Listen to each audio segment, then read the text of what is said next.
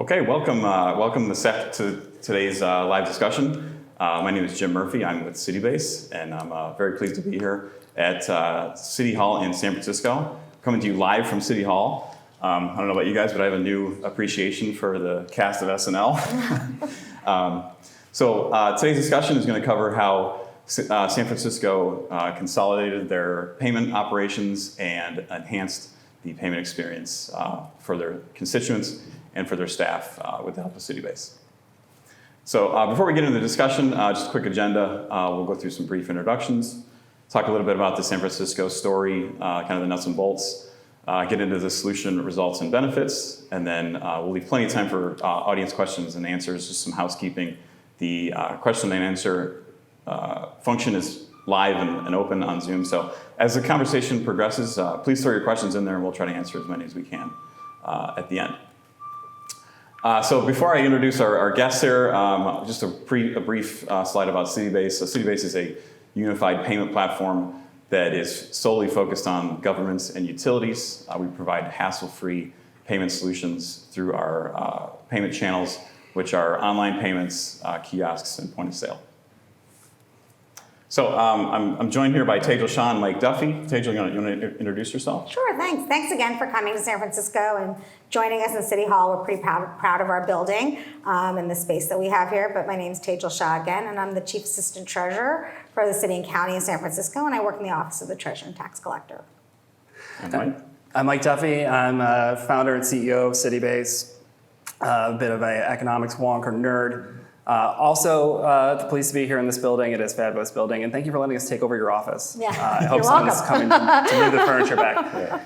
I'm really excited to be here today to help bring some attention and talk about what you've done here, which is really amazing. And this is a great example of what's possible when you seek to create a consistent experience for both your constituents, your staff, and if I may compliment you, your general ledger and your banking processes. So really excited to be here. Thanks for having us. Thank you. Yeah, thanks for having us.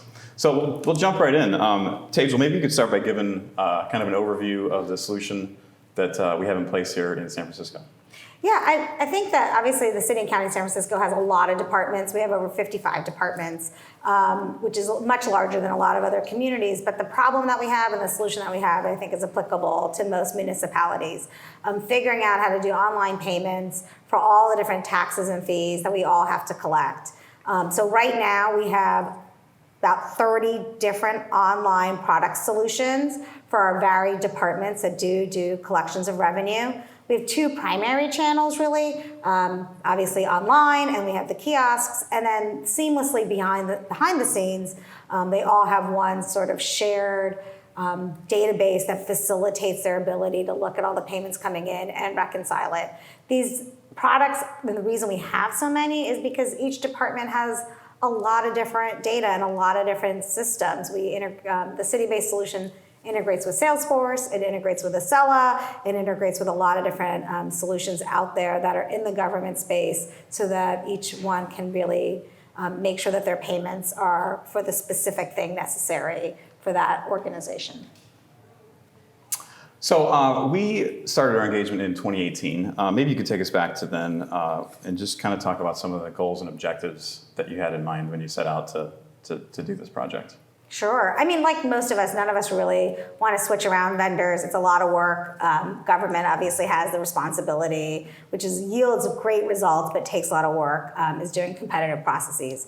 So we were online, obviously, before our engagement with CityBase. We did a competitive process to have a new partnership and really we had a few essential components to that RFP. One was really wanting a common customer experience. So like I said, we have lots of different products, but we wanted the checkout to be consistent. We also wanted to really have consistent flow of funds from when the person hits submit all the way to when we see it in our bank account, all the way to when we see it in our general ledger. And we really had a pressing need to decrease our security footprint and really level down our PCI issues that we had.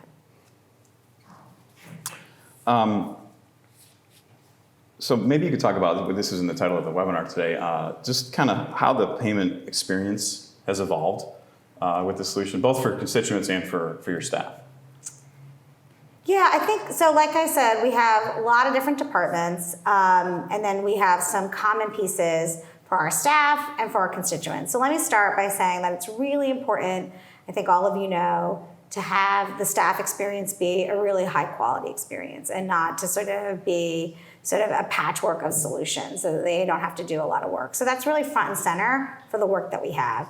And similarly, we talk a lot about UX and the experience that we have with customers. Everyone has experiences with major e-commerce solutions online. We want to sort of replicate those kinds of experiences, but we want it to be consistent within the city and county. And so the example that I tend to give is, you pay property tax, so you're, Department 1, and you go and you choose the property that you're going to pay for, and you click submit, and then when you hit that submit and you see your information and you enter your information and your credit card or your e-check and you go forward, that engagement is CityBases, and that's really the sort of standard experience that we expect every constituent and resident to go through. A couple weeks later, a couple months later, you happen to also be a business owner, you're getting a permit, it's a different department, it's a different integration, a different back end.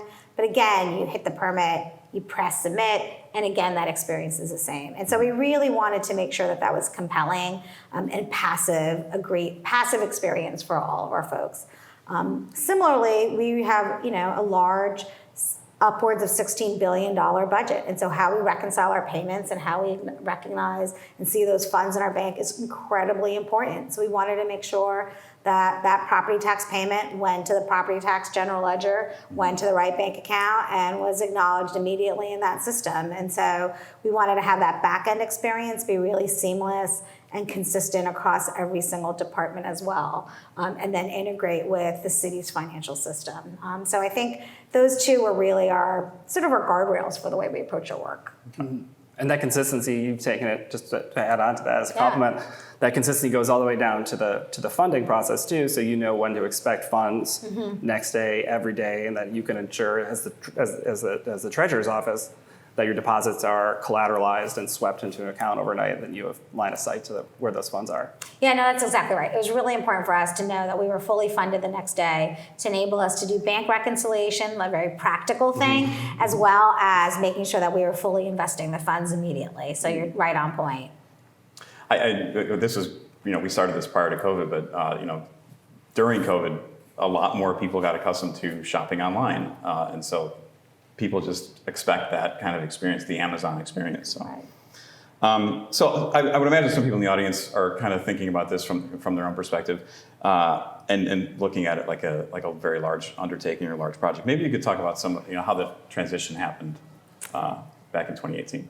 Yeah, so in 2018, at that time, we had about 24 products that were online, and then we had to, switch them to a new payment platform, which is not trivial by any stretch of the imagination, and actually fairly daunting. And contract negotiations take a while, so we ate up some of our transition time around that. And so we had about 5 months to move every single online product from one solution to the CityBase solution. And it took a lot of work. I think the key at that moment in time was to make sure that, again, those two components of that guardrail were met. That the experience, the checkout was consistent, and that we were making sure that the back end was working. And that was sort of the core piece that enabled us to sort of swiftly, relatively swiftly move over. Now, some people might be intimidated taking on a project like that with a 5-month horizon. Certainly, we were never nervous. But when you think about it, it's like herding cats. You have 25 different sets of stakeholders and opinions.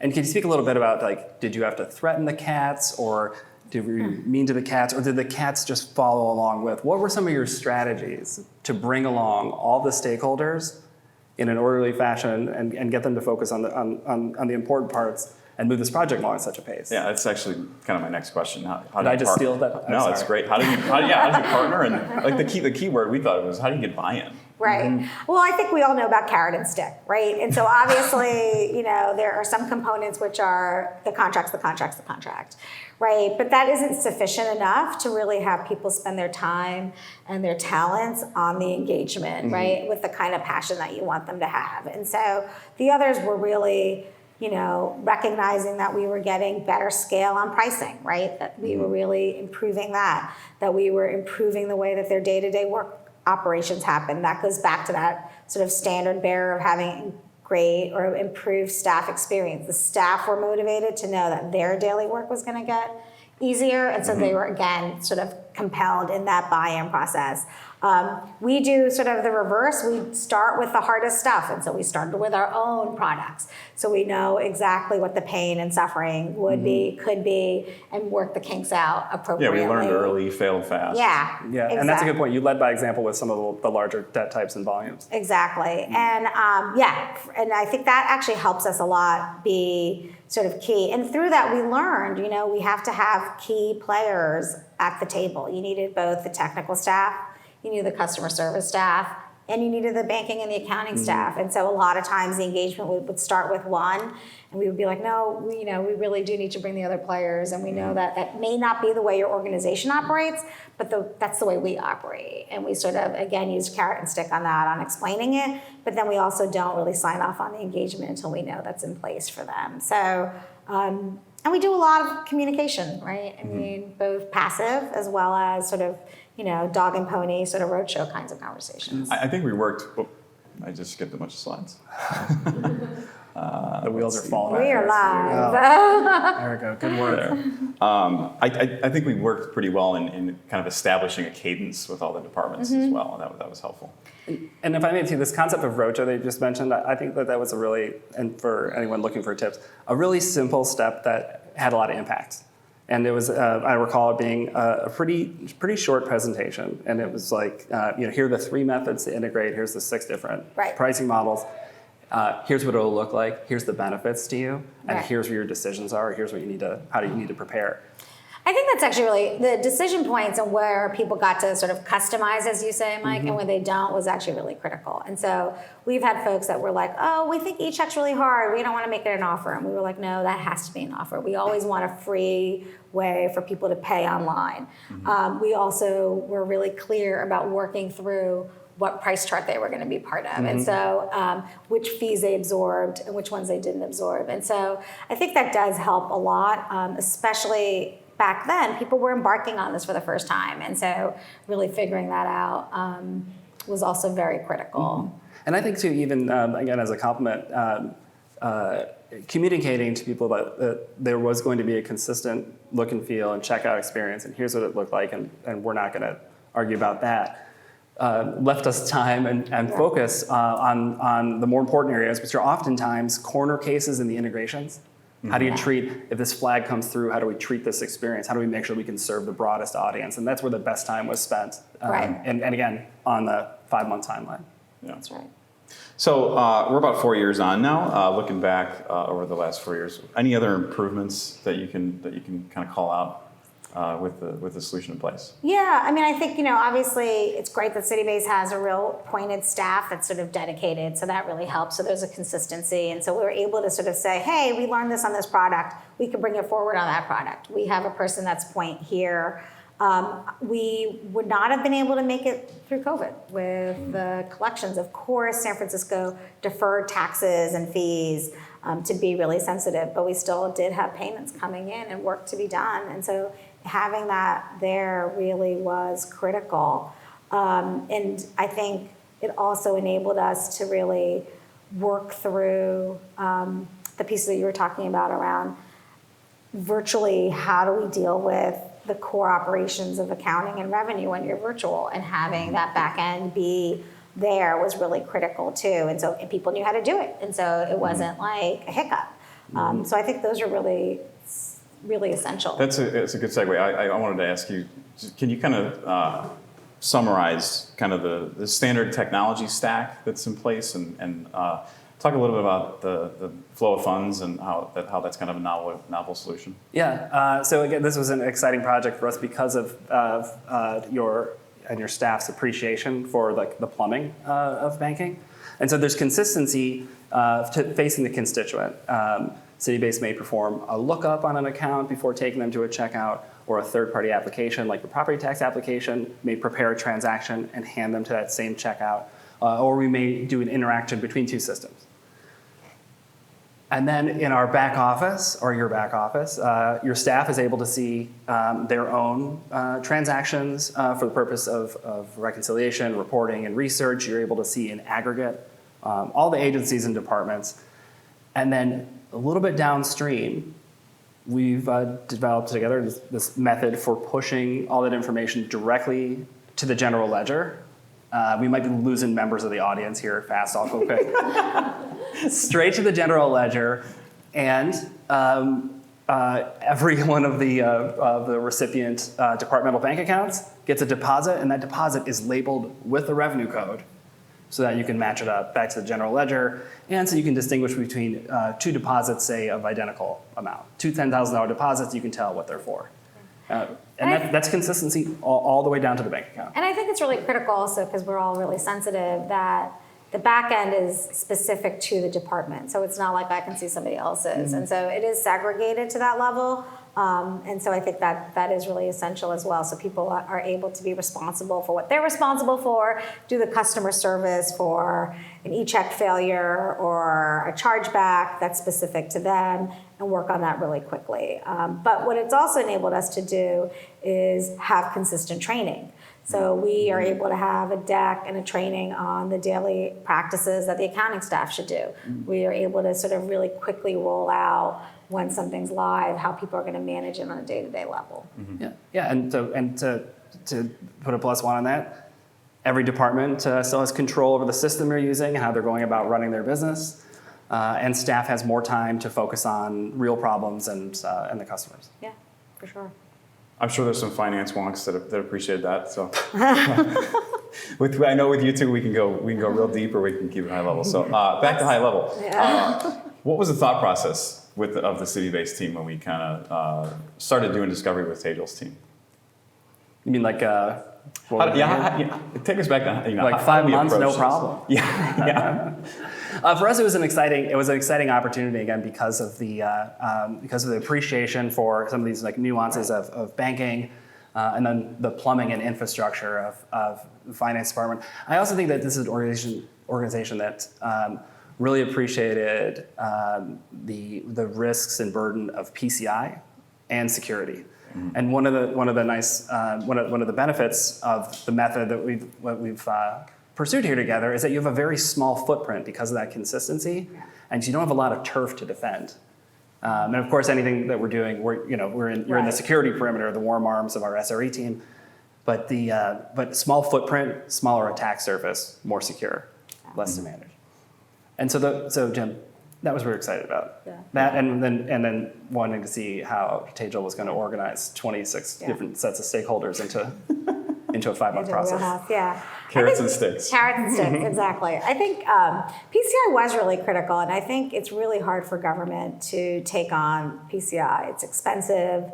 It requires a lot of thought process, and so I think working with and there truly is a cost to it. And so I think recognizing those pieces and doing the ROI on it was really critical. And so I think part of that carrot and stick was really engaging our departments and talking to them about how the solution decreases their risk around PCI. Yeah. And so I think that was, for some small departments, it wasn't as worrisome, but for some large departments, it was very significant. And and for our network engineers and our network staff, it was really critical as well. And so I think,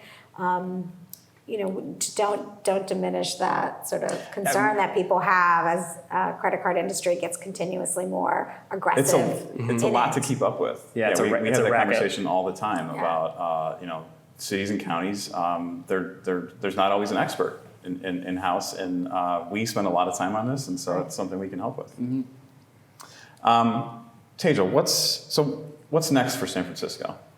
Well, it's a great time to ask that question. We're in the midst of transitioning our primary bank partners. Again, started this conversation about RFPs and competitive processes.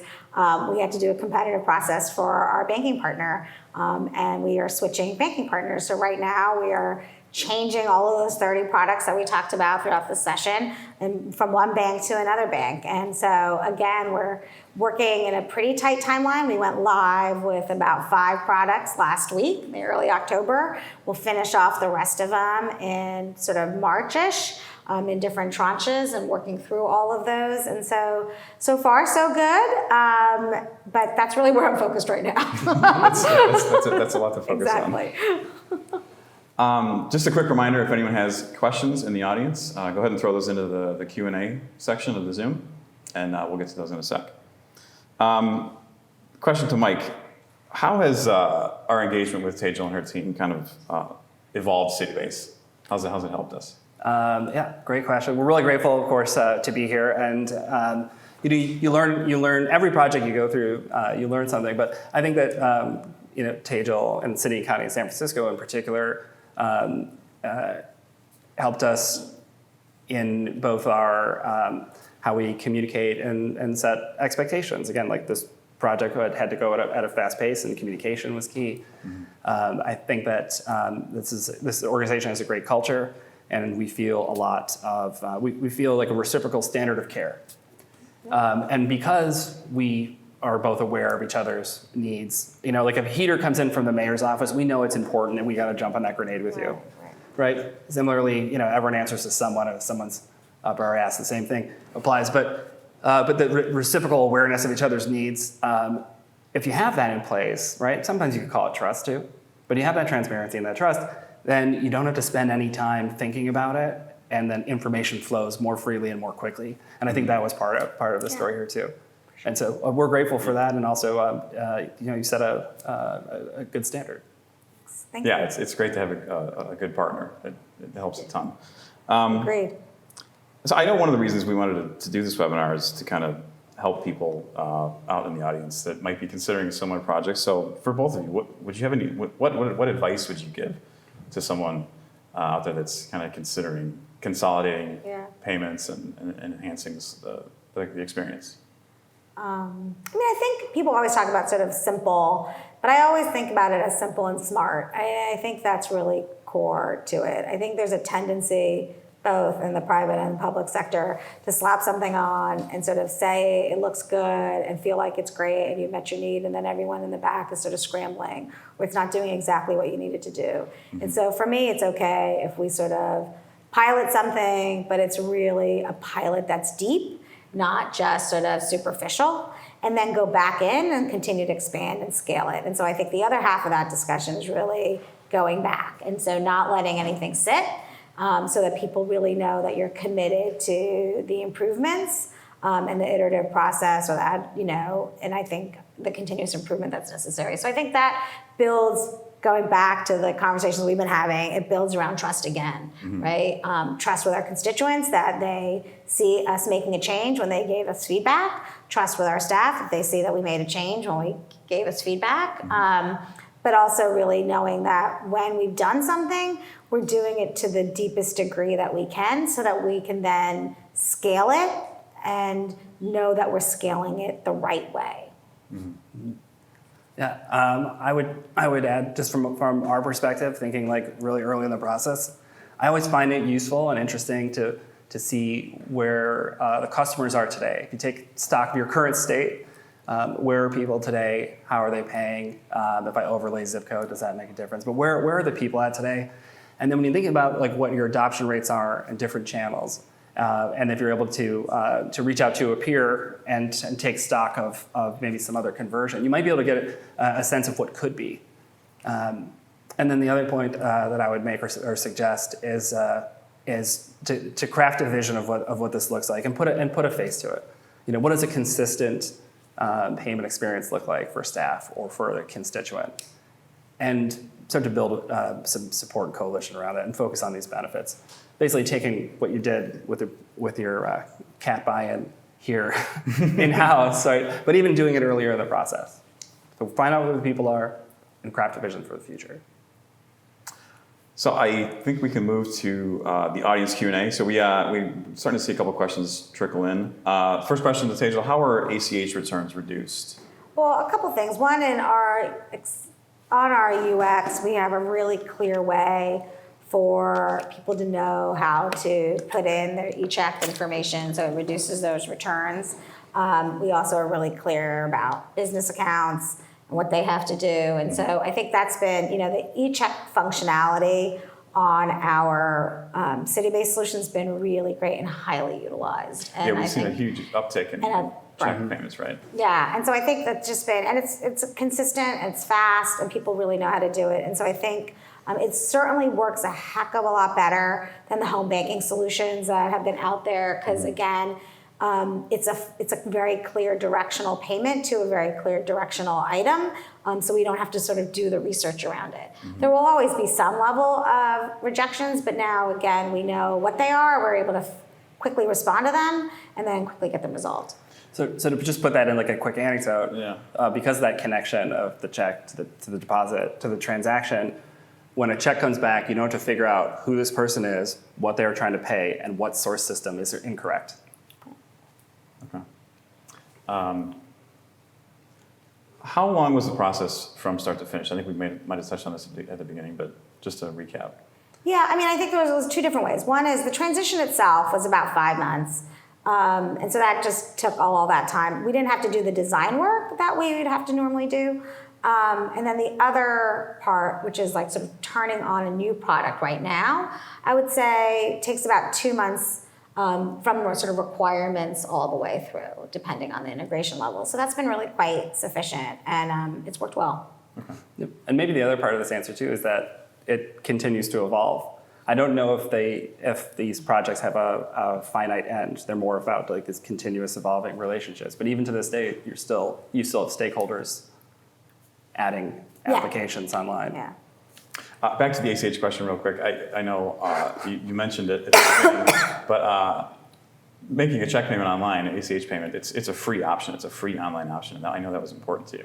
Yes, we wanted to make sure that was there. Another question, how long did the deployment of the kiosks take? That took some time, but I think mostly because we had a lot of back-end work that needed to happen. So I would say it was about a year. COVID was in there as well, so Yeah, threw a wrench in exactly. there. Right. Proprietary endpoint. But I think the answer to this is like, it's a little bit dependent, like we're talking about. But I think that the point here is that if you contemplate kiosks at the inception of a project, and you already have the integration done, if you do web first, then the kiosk, setting up the kiosk is as fast as it takes to get hardware out in the field. Another question from the audience. Let's see. Can you please elaborate more on the process of adding additional departments and bill types onto the existing platform? What is the experience like for both staff and customers? Oh. Sorry, I should have taken longer to read that. It's totally fine. It's live, right?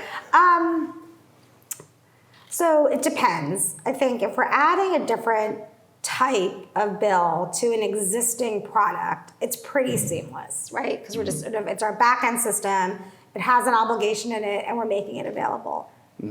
If there's a brand new department that doesn't have anything right now online, then it kind of takes about 2 months where we're really figuring out what's the back end, what's the integration, what level of integration do you want? Do you want someone to build that look and feel CityBase, or do you want to build it yourself? And then doing that work. So I think with those pieces, I think 2 months is about fair around from going sort of from concept of sort of signing the statement of work all the way through to sort of testing and making sure it's live. Yeah, maybe you could touch on kind of the cadence and the conveyor belt that we get the departments into and how that works. Sure, and I think what Tejal's hitting on, like the long pole in the tent is the integration. That's the last mile to the system of record that a given agency or department is using. And so when you think about like what's the speed of adding an additional department, or additional anything. If the department exists, it already has a merchant ID, it already has bank instructions, and so adding additional debt types or things can be straightforward. Right. If it's a new department or a new system of record, then you're looking at a 2 month timeline. Like a lot of projects, the first couple take a while, the next few take less, and then the ones after that take less time. Yeah, and I know no one wants to hear about merchant structure, right? But if you think about it in city, county, and the collective, someone does, right? There's an initial setup with merchant IDs, payment routes, banking, and the general ledger that happens on behalf of city, county. And then there's a much smaller setup that happens on a per agency or department basis. And then once those entities exist in our world, and if the system of record's been integrated to, then it's very routine to add on. So it depends on where you are in that stack. Yeah. And I think the other piece is that, like I started, you have to have the right staff in place. So you really have to have the IT staff, you have to have the customer service folks so that they know what's sort of coming. And then, you have to have the people that are going to deal with it at the back end and the beginning too. So I think that engagement is really central. And then I think having the consistent piece so we can be able to say, well, this department does it this way, here's the training platform, makes that sort of onboarding for the staff much easier as well. And I would imagine the departments appreciate that standardization and. I think so. I mean, I think Does obviously appreciate the there are word they times- use? Yeah. No, I think in most cases they Eventually. really do. I think it's hard to get to standardization sometimes, but I think the design that we've done, that you get to customize sort of a little bit in the middle, but the other times you don't, and why we want our customer experience to be consistent is really important. I also think that government entities deal with a much more diverse population. We don't get to choose our market segment. We don't get to say this is going to be only to this kind of community. And so the way we solve has to be broader. It is a pressure point that we have that the private sector doesn't have, and it's awareness that we're all attuned to. And so I think that's also very important around that customer experience. I know that's very important to Mike. Well, and yeah, I mean, like we embrace your challenge of serving the entire demographic, regardless of their needs, problems, or access to technology. And another benefit, we didn't mention this before, but having common interfaces is that you can ensure on behalf of city county that they're ADA compliant, that they're mobile responsive, that a screen reader for a blind customer is going to function properly because of that consistency. And those are some of the benefits of that too, when you talk about serving the broadest group. Okay, a kiosk question. How many different departments are you collecting for at the kiosks? I think right now it's 3. And they're over at the new permit center. Correct, yeah. Mike, why don't you take this one? Is CityBase a gateway or a processor? Oh, I'm so glad it's Mike and not me. I'm glad you asked it. So these terms get tossed around a lot. I want to say first that we're relatively agnostic to which of the merchant acquirers in the world we use to get your payment to Visa, MasterCard, Discover. So we are in San Francisco, we're a payment processor, and we are clearing through a major merchant acquirer. And in other markets where a relationship with a merchant acquirer pre-exists, then we'll function as a gateway. But we are agnostic. Okay. I don't think we have any more questions from the audience. Throw out there one last time. Do you have a cricket noise? I know. If there's no other questions from the audience, we're happy to take them over email. If you think of something down the road this afternoon. But if there's no other questions, we'll give everyone another half hour or 30 minutes of their life back, and you can enjoy your afternoon. So thanks so much for tuning in. Tejal, thank you so much for having us. Thanks for letting us turn your office upside down. I know. We always love coming out to see you. So Thank you It's to great. whoever lent us these plans. I know. It's very nice. It's really great. It's great to reflect on this work. So thank you so much, you guys. And enjoy your gift of time, everyone. We appreciate it very thanks, much. Alexa and Kayla. Nice job producing. Yeah. There's a whole crew behind us. But thank you for having us. Thank you for participating in this. Thank you all for dialing in. And we're happy to answer follow-up questions. And maybe even if you have some directed for Tejal, Yeah, we're happy to of route course. those to her too. Definitely. All right. Thank you. Take care. Thanks, everyone.